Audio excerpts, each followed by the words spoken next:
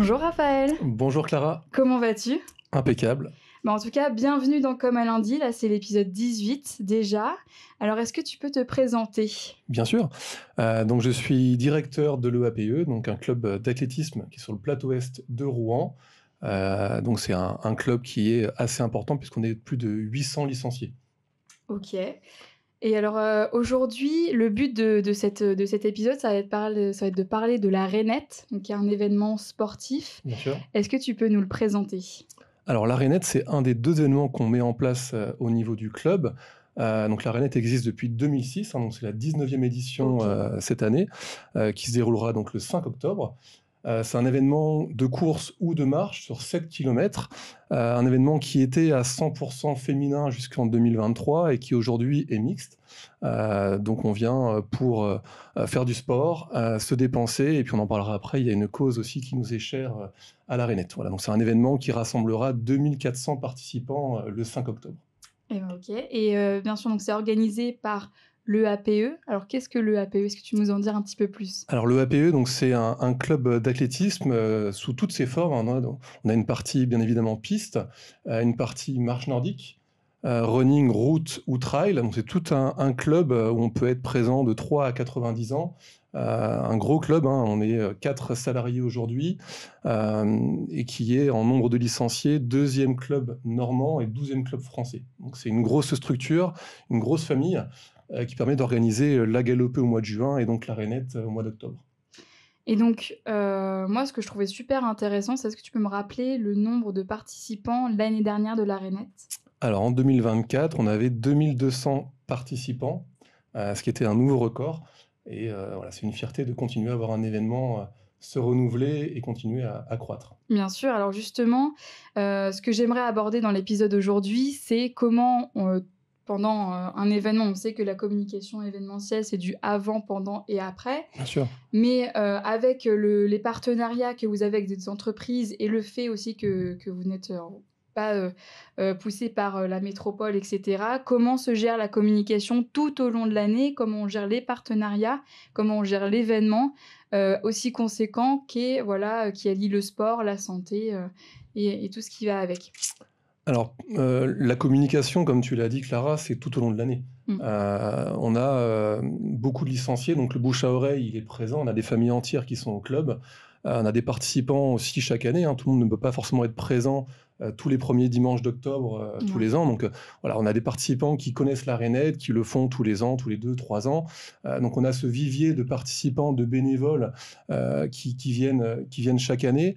Donc le bouche à oreille, il est essentiel pour nous, pour la partie club comme pour la partie événement. C'est vraiment important. Après, la communication, c'est beaucoup sur les réseaux. Aujourd'hui, c'est sur Facebook, sur Instagram, sur LinkedIn aussi, par mail. On communique aussi aux participants de l'année passée. Mhm. On utilise également les participants de la Galopée, qui est un événement qui se déroule juste avant, qui est un événement également régional, qui est un événement aussi mixte de course à pied, donc trail. Donc pour nous, c'est important aussi. Et puis la communication, comme tu parlais de partenaires, on a quelques partenaires financiers, mais c'est aussi essentiellement des partenaires qui nous aident sur des prestations.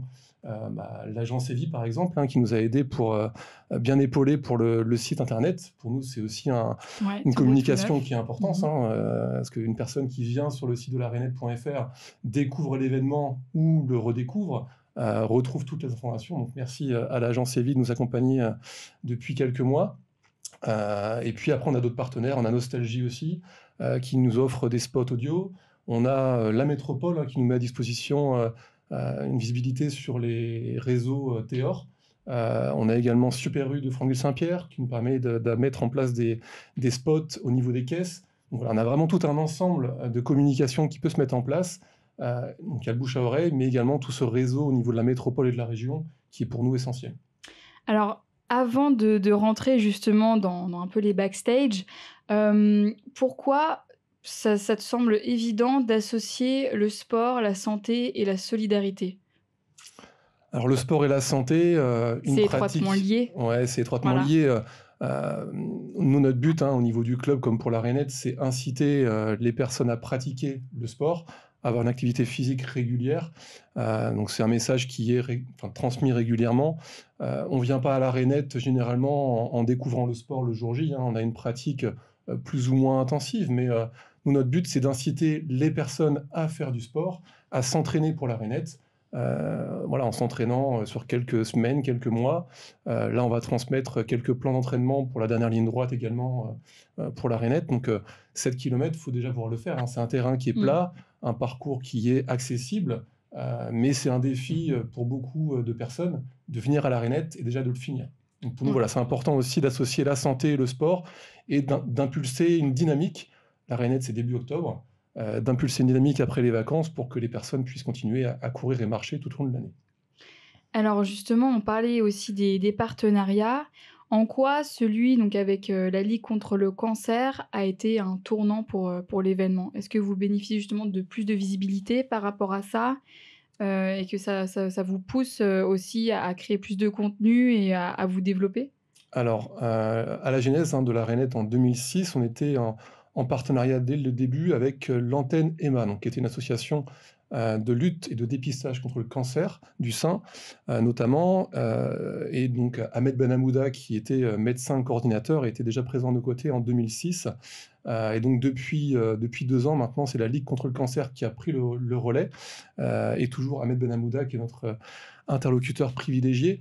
Donc pour revenir à la question, pour nous, voilà, ce lien, il est naturel depuis la première édition de la Rainette en 2006. Le but, c'est vraiment de sensibiliser, de parler du dépistage et de mettre la pratique sportive associée à la santé. Notre pratique à nous, hein, c'est l'athlétisme, la marche, la course, et c'est important pour nous d'associer les deux.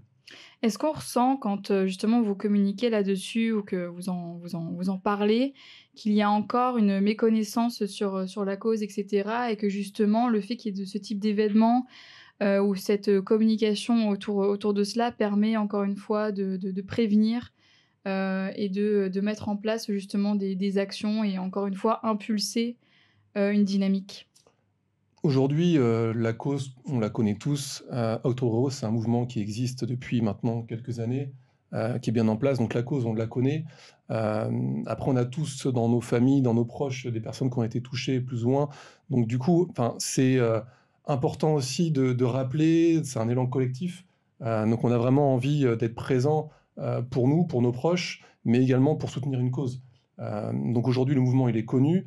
Après, nous, notre but, c'est aussi de parler de faire véhiculer, hein, là, avec 2400 participants, c'est autant de personnes qui sont informées, sensibilisées. On a également des stands.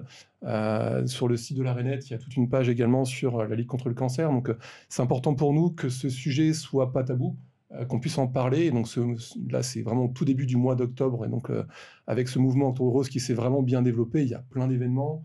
Pas que sportifs, hein, la Ligue contre le cancer met en place beaucoup d'événements avec ses partenaires tout au long du mois. Donc il y a des cafés-débats, des conférences, enfin, il y a plein de choses que Ahmed met en place avec les partenaires. Donc voilà, nous, notre ADN, c'est la course et c'est la course, la marche et le sport. Mais effectivement, aujourd'hui, ce mouvement est bien reconnu. Alors justement, pour rentrer un peu plus dans les détails sur comment, voilà, vous mobilisez les partenaires et les participants. Aujourd'hui, quel est votre canal de diffusion qui marche le mieux? Tu me parlais de la radio, tu me parlais des réseaux sociaux, l'affichage. Pour toi, quel moyen, permet de plus une meilleure visibilité ou alors justement d'avoir, cette sensibilisation? Pour moi, c'est la diversité. OK. La Rainette fonctionne avec des moyens assez faibles, hein. L'inscription, elle est d'une dizaine d'euros, hein. Donc nous, notre but, c'est voilà, d'avoir une communication variée, diversifiée, mais voilà, on n'a pas des moyens énormes. Bien sûr. Donc voilà, c'est plus se débrouiller un petit peu. Donc faut varier. Le bouche à oreille est essentiel. Les réseaux sont essentiels. Euh, les mails, hein, des participants de l'année précédente, hein, on sait que on pourrait faire un affichage dans la rue. On touchera des personnes qui ne connaissent pas du tout l'événement ou qui ne sont pas concernées par la pratique sportive. Là, en touchant 2200 participants de l'année 2024, on sait qu'on va toucher des personnes qui l'ont faite à la Rainette, qui ont apprécié l'événement et qui, même s'ils ne sont pas présents, pourront en parler à leurs proches. Ouais, donc pour toi, il faut un petit peu de tout. Il faut autant du digital Voilà, c'est que ça. du présentiel, c'est important, oui. C'est-à-dire les réseaux sociaux, c'est bien, mais il faut aussi se montrer, en parler et donc pour ça, organiser donc comme tu disais les cafés, les Bien rencontres, et sûr. cetera et quand, justement tu es sur le terrain, donc on parle de la com humaine qui est pour toi, enfin, super importante. C'est vous vous déléguez au niveau du bureau ou c'est vraiment vous avez choisi une personnalité, un visage pour représenter, l'événement? Ou à chaque fois c'est une passation, Or la Rainette, c'est un événement qui est, au club organisé depuis, pas loin de 20 ans, hein, donc c'est une fierté de l'organiser. Donc l'ensemble des licenciés, sont fiers de l'événement, hein, et ont plaisir à en parler autour d'eux, aux proches, aux voisins, à la famille. Donc il y a pas une personne, on a toute une équipe bénévole, on en parlera un petit peu après, qui organise, l'événement. Mais voilà, je pense que voilà, on a énormément de participants, du club. On a des parents d'enfants, qui font la Rainette, mais voilà, tout le monde est un peu ambassadeur de la Rainette au niveau du club. Donc avec 800 licenciés, on a pas mal d'ambassadeurs au club. ouais, ça c'est super ça et puis ce justement ce terme d'ambassadeur, ça permet qu'eux aussi ils prennent en main, voilà leur communication, faire des publications. Les entreprises aussi Bien sûr, communiquent dessus. Hem et puis, donc ça permet déjà d'encore une fois promouvoir l'événement et aussi que chacun puisse s'approprier aussi, tout à fait. cet événement-là et donc est-ce que tu as une anecdote à partager justement par rapport, à la Rainette, que ce soit la communication sur l'événement ou autre? L'anecdote, c'est le virage qu'a pris la Rainette en 2024, puisqu'en fait, c'était un événement qui était 100 féminin, hein, donc course ou marche, seul ou en équipe. Mais donc voilà, on a pris, la décision d'amener ce petit côté mixte qui a beaucoup plu, mais mixte vraiment sur un duo course ou marche où l'homme et la femme partent ensemble et terminent ensemble. Ça, pour nous, c'était important. Donc on a aujourd'hui, 300 équipes, donc 300 hommes et femmes qui font ce duo mixte et pour nous, voilà, c'est un virage qui est important. C'était, une demande, hein, depuis quelques années d'associer les hommes aussi, parce qu'on est aussi en tant qu'hommes, de près ou de loin touchés, hein, par cette cause. Mmh. Voilà, donc c'est important pour nous d'être présents aussi à la Rainette et pas que au bord de la route ou en tant que bénévole, Ou sur supporter? l'organisation. En supporter, bien sûr. Donc voilà, ça a beaucoup plu et ça a remis un élan, à l'événement avec un record de participation en 2024 et on en est certain, un nouveau record en 2025 également. Bah, c'est super et justement, je fais le pont, dans le sens où toi donc c'est faut être couteau suisse justement juste quand on est directeur.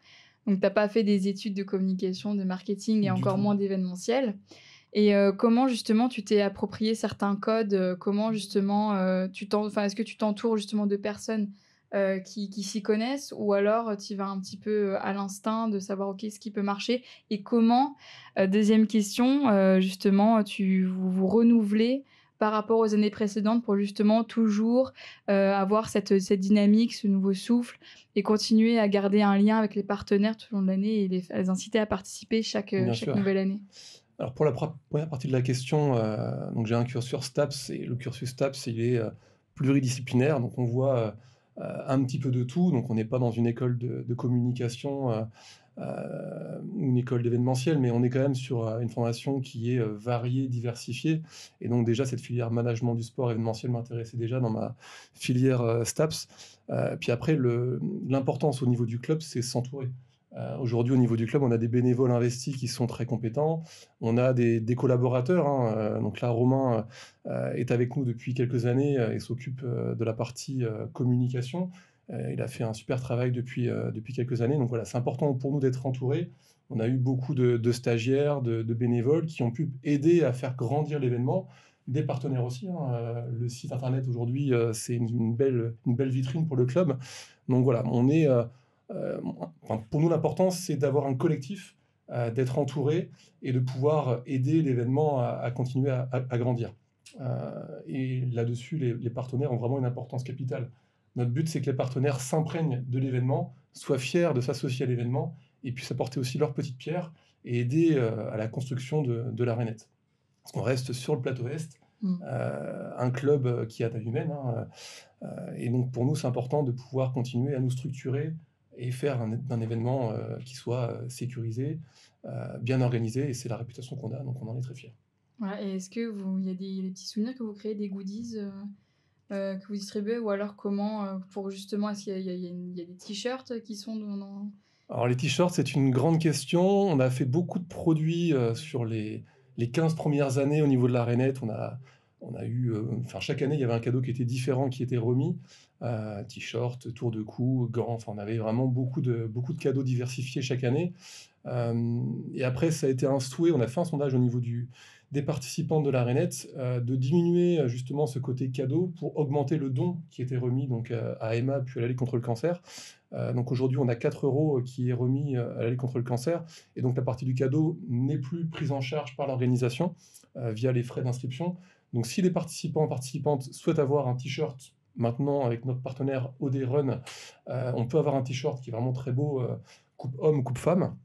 Mais c'est vrai qu'on a voulu un petit peu diminuer ce côté marketing objet.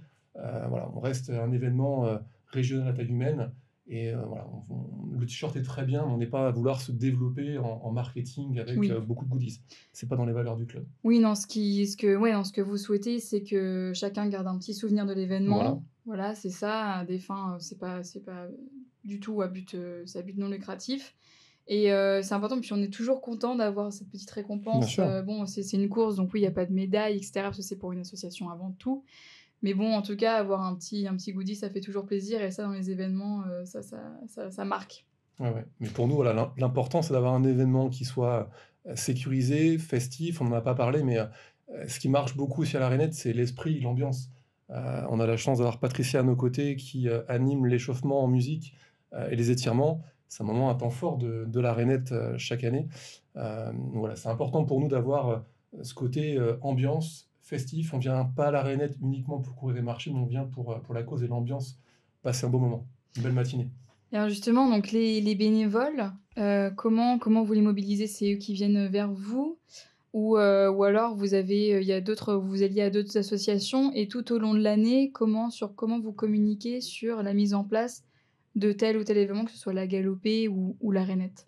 Alors, on a toute une équipe, bénévole, au niveau de l'organisation, hein, donc nous, salariés, nous sommes vraiment aux côtés de l'équipe bénévole, hein. C'est un travail collectif, et donc on a des personnes référents pour chaque, pôle, le pôle inscription, le pôle administratif, le pôle, communication, le pôle bénévole et donc c'est Sophie qui coordonne, le pôle bénévole de la Rainette.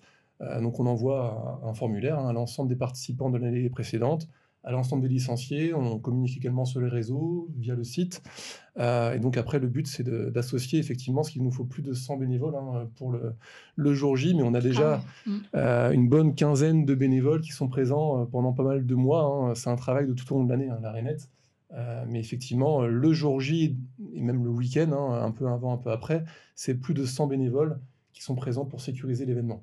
On est un événement qui est en partie sur route, donc il faut un ou Sécuriser tout plusieurs ça. bénévoles à chaque croisement pour sécuriser la course. Donc c'est assez important.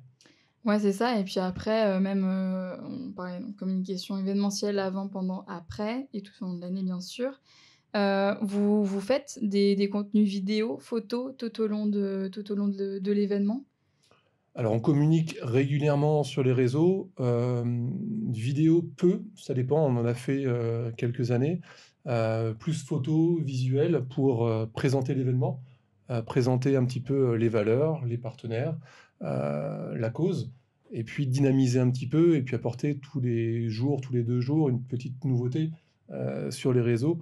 Après, la difficulté, c'est d'amener ce petit côté dynamique mais qui soit diversifié et qui soit voilà, faut vraiment essayer d'être, assez, créatif. Donc là, c'est Romain qui est, sur ce rôle-là et qui le fait très bien.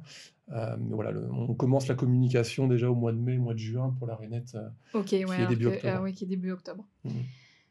Alors, qu'est-ce qui reste selon toi une fois que les participants franchissent la ligne d'arrivée, dans leurs esprits, ce qui les marque?